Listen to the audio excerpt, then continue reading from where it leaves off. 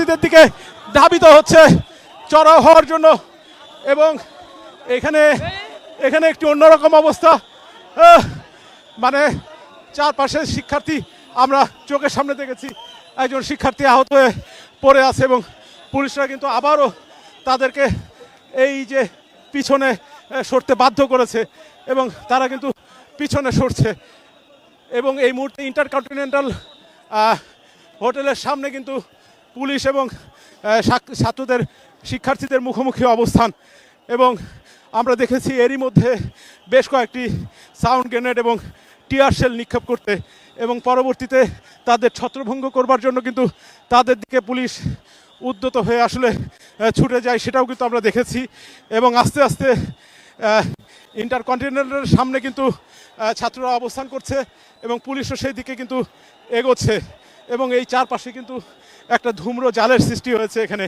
এবং আপনারা জানেন যে বেশ কয়েকদিন ধরেই কিন্তু এই আন্দোলনটা চলছিল এবং জনদুর্ভোগের রাতে কিন্তু প্রকৌশলী শিক্ষার্থী যারা ছিল তারা কিন্তু আসলে রাতেই আন্দোলন করছিল, কিন্তু সরকারের টনক না নড়ায় তারা কিন্তু দিনের বেলায় আন্দোলন শুরু করেছে এবং গতকাল বাংলা ব্লকেট কর্মসূচি দিয়েছিল।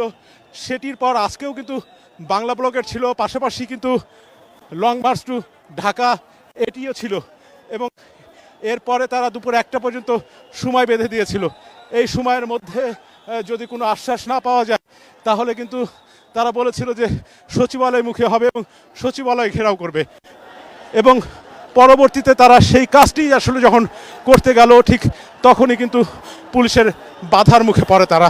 যদিও শাহবাগের যে ব্যারিকেড সেটি তারা ভেঙে বেরিয়ে আসে এবং পরে ইন্টারকন্টিনেন্টালের সামনে যে ব্যারিকেড ছিল সেটি ভেঙেও তারা কিন্তু বেরিয়ে আসে, তবে ইন্টারকন্টিনেন্টাল পার হওয়ার পরপরই তারা পুলিশি বাধার মুখে পড়ে। এবং আমরা একটু ছাত্রদের কারোর সাথে একটু কথা বলতে চাই। ছাত্ররা আসলে কি বলছে, তবে কেউ কাউকে আসলে এক চুল পরিমাণ ছাড় দিতে রাজি নয়। এবং এরই মধ্যে কিন্তু আমরা সাউন্ড গ্রেনেড এবং টিয়ার শেলের শব্দও শুনেছি এবং সেইগুলো কিন্তু পুলিশের পক্ষ থেকে শিক্ষার্থীদের উপর টার্গেট করে কিন্তু আসলে ছোড়া হয়েছে, যাতে এই যে জমায়েত, এই যে মিছিল ছাত্রদের, সেটি যেন ছত্রভঙ্গ হয়। এবং আমরা এখন দেখতে পাচ্ছি যে ইন্টারকন্টিনেন্টালের সামনে কিন্তু পুলিশ যারা আছে তারা কিন্তু ব্যারিকেড দিয়ে রেখেছেন। এবং এই যে বিশৃঙ্খল পরিস্থিতি, এই বিশৃঙ্খল পরিস্থিতির মধ্যে কিন্তু আমি এক জায়গায় এবং আমার ক্যামেরা পার্সন আরেক জায়গায়, অর্থাৎ মানে এমন একটি বিশৃঙ্খল পরিবেশ, সব কিন্তু প্রায় বলা যায় যে ছত্রভঙ্গই হয়েছে।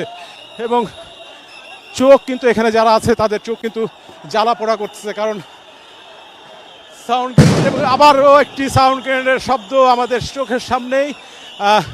এবং সেটি দিয়ে আসলে এখানে একটি শৃঙ্খলা ফিরিয়ে আনার চেষ্টা করা হচ্ছে।